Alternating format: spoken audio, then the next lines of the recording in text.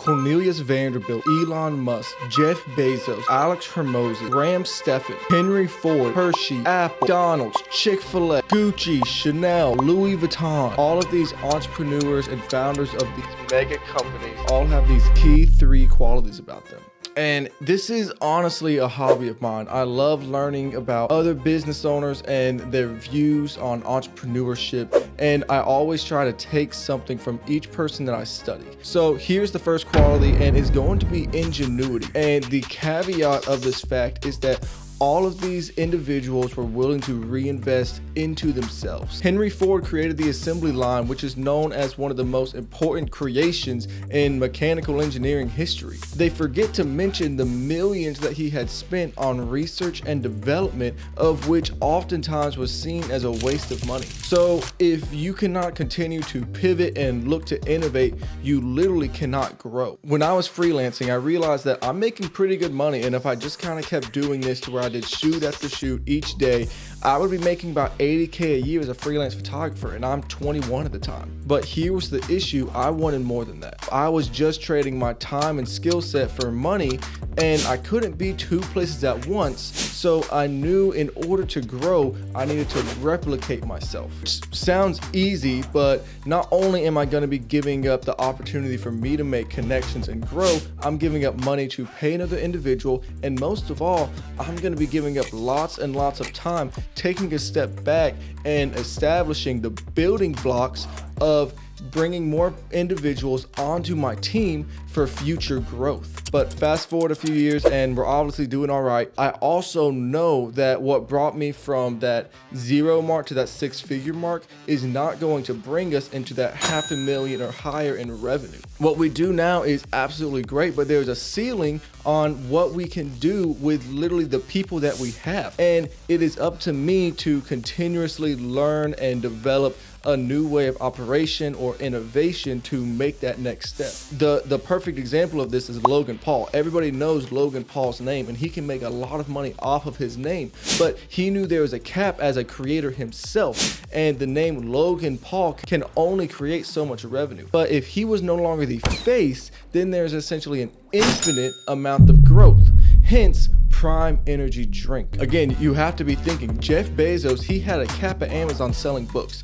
And don't you think that he missed out on selling as many books as possible when he decided to take a step back and not focus on books? Instead, let's focus on other development and selling different products across Amazon. So a lot of this research and development and pivoting, it's not necessarily going to work out, but that's okay. You need to be able to give yourself a pass to honestly waste some time, waste some money in a potential area that you think could be a possibility to go down. And again, you never know that years from now that may come back up. When Steve Jobs was in college, of which he famously basically wasted all of his time and didn't go to class, there was one class that he greatly enjoyed. No, it was not coding or engineering or anything like that. It was calligraphy. Now, how would calligraphy ever actually help you in business and entrepreneurship? How in the world could that ever correlate? Well, fast forward a decade or so in development, you're right in the midst of Apple.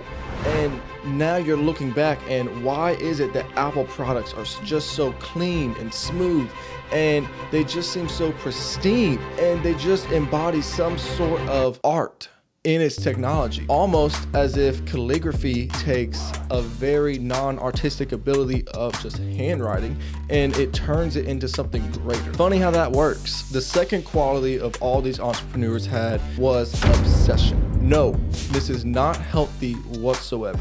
This is not a mental health video. This is just what I have seen, but this is 100% a commonality in them.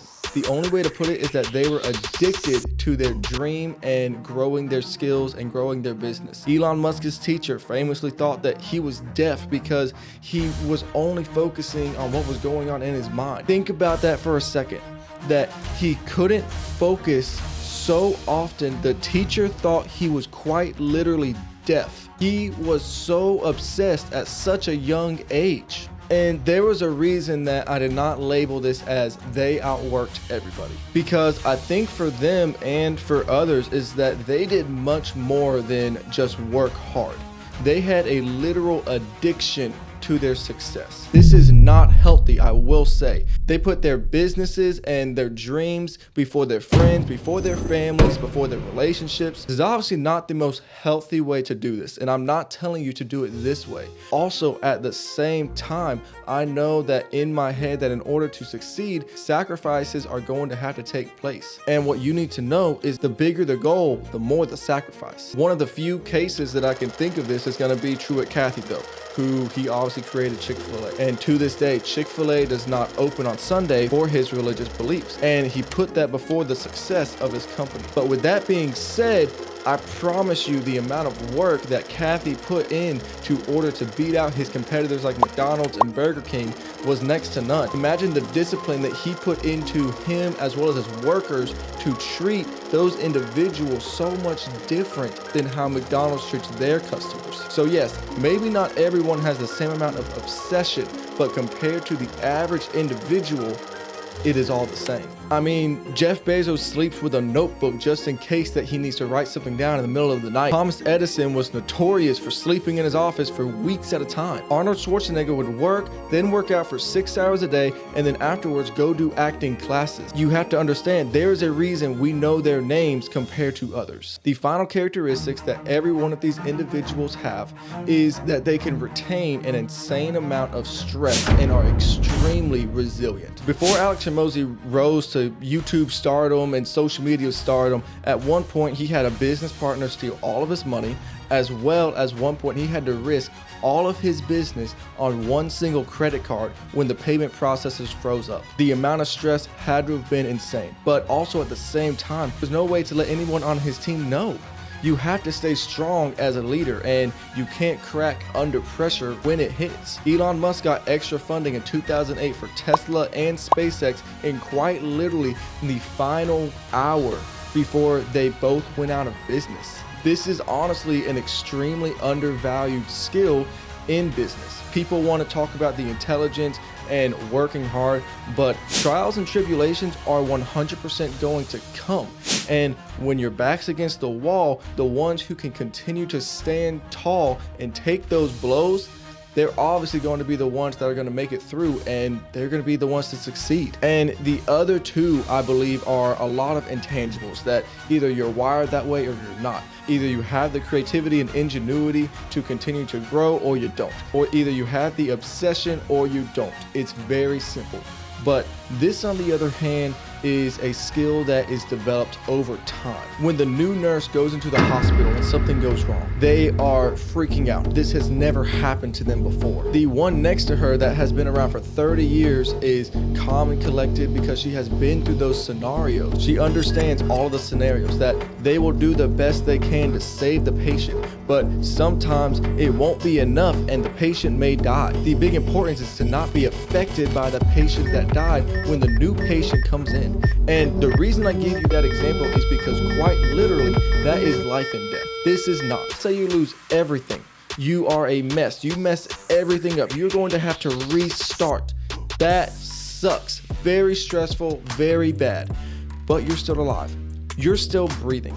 And I hate to use sports as an example in this, but it's not about how many times you fall. It's about how many times you're going to get back up and have that resilience. I guarantee there are a lot of people that have the obsession and they have the creativity and the intelligence to do so, but when the times get hard, they crack. Every business, every individual is going to have a lot of ups and a lot of downs. Every single one of them have had these experiences, but they made it through it. And because they made it through those terrible experiences, they are now on top. And the reason is because they got up more times than they fell down.